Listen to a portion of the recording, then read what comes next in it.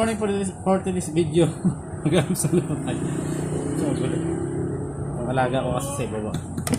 Eh, mag-aamusal na naman tayo. Ito na naman yung ating panibagong content ngayong umaga ng Friday. So, anong araw tayong wala. Parang namimiss ko na naman yung aking mga mukbang. So, meron tayo ditong pinangat na isda. Hindi makita. Pag tumagilid kasi ito matatapos. Yan guys, oh. Yan.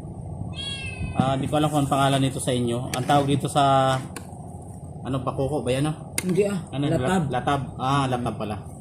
Sa amin sa probinsya, latab doon. Latab. Ang bakuko ilan. Diba? Ayan, so sarap. Lalo pag umaga, sarap ng may sabaw, no? Okay lang yung pasting na Pinangat sa kamatis.